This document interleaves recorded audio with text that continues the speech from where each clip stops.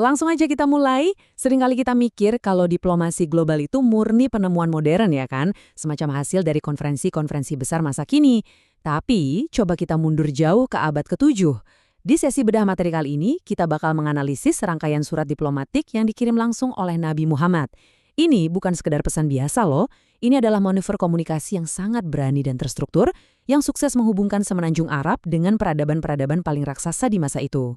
Jadi pertanyaannya, gimana ceritanya sebuah pesan yang bermula dari tengah padang pasir pada akhirnya bisa merombak total peta diplomasi dunia kuno?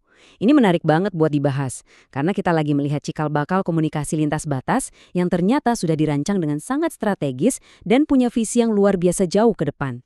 Nah, untuk memahami ini, kita punya 5 rute perjalanan. Pertama, misi untuk seluruh umat manusia. Kedua, surat detil kepada penguasa Mesir. Ketiga, kemarahan Kisra sang raja Persia. Keempat, reaksi Kaisar Bizantium dan Abisinia. Dan terakhir, jejak diplomasi dan cincin stempel. Kita langsung masuk ke bagian pertama, yaitu misi untuk seluruh umat manusia. Poin paling krusial yang harus kita pahami dari awal adalah misi ini memang didesain untuk seluruh umat manusia. Nggak cuma terbatas secara geografis buat kaum Quraisy atau bangsa Arab aja. Bayangin deh skalanya, ini benar-benar luar biasa. Di satu pihak, kita punya 4 kekaisaran raksasa, dan di pihak lain ada utusan-utusan spesifik yang berani menempuh perjalanan ekstrim. Ke Mesir, dikirimlah Hatib bin Abi Balta'ah. Ke Persia yang agung ditugaskan Abdullah bin Hudafah. Bizantium didatangi Dihyah al-Kalbi, dan ke Abisinia Amr bin Umayyah yang diberangkatkan. Ini menunjukkan penugasan strategis tingkat tinggi untuk budaya yang berbeda-beda. Sekarang, mari kita zoom in ke kasus spesifik pertama kita di bagian 2, surat detil kepada penguasa Mesir. Dari semua surat di periode ini, catatan untuk Mesir ini adalah yang paling detail. Coba visualisasikan momen historisnya sebentar. Hatib bin Abi Balta'ah membuka gulungan perkamen itu di dalam istana dan membacakan kata-kata ini. Bismillahirrohmanirrohim.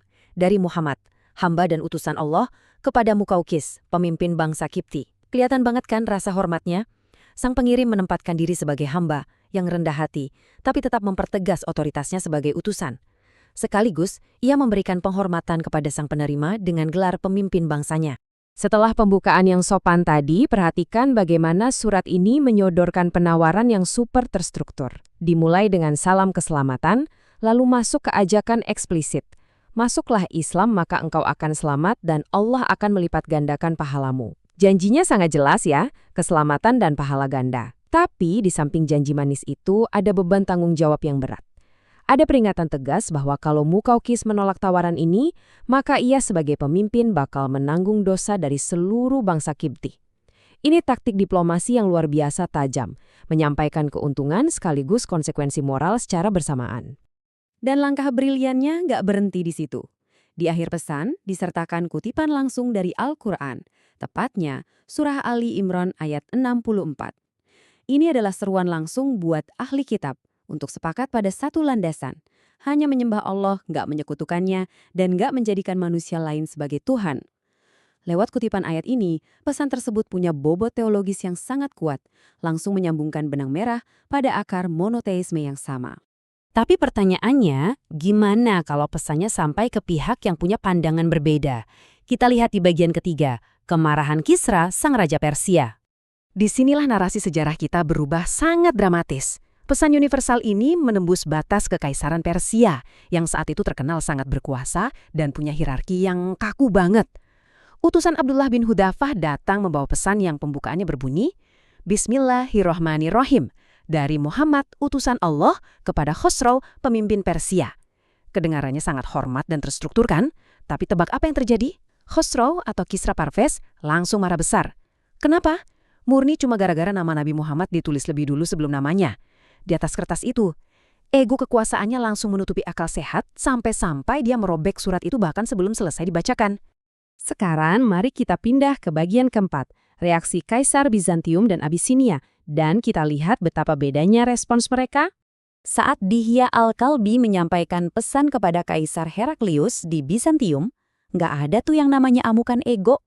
Malahan, surat ajakan masuk Islam ini ngebangkitin rasa keingintahuan intelektual yang mendalam. Heraklius justru bereaksi dengan mengingat kembali kabar gembira soal nabi yang akan datang, yang memang udah tertulis di kitab sucinya sendiri.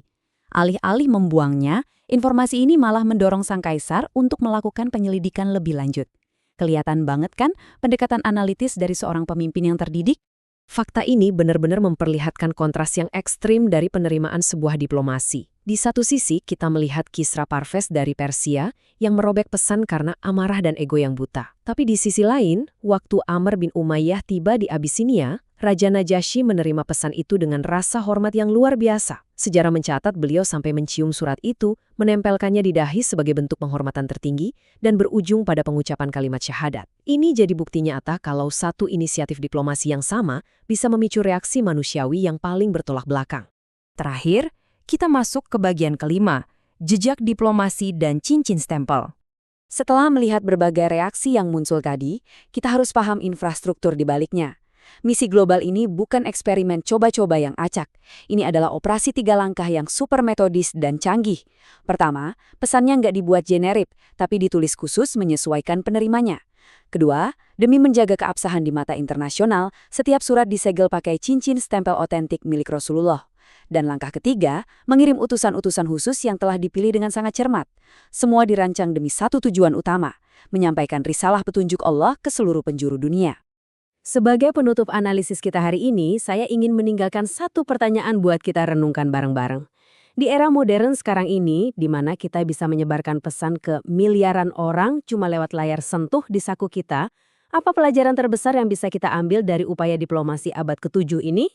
Ini membuktikan kepada kita semua bahwa kekuatan kata-kata yang dirancang dengan cerdas, sentuhan personal kepada audiens, serta keberanian murni untuk melangkah melampaui batas geografis benar-benar memiliki kekuatan untuk mengubah arah sejarah umat manusia.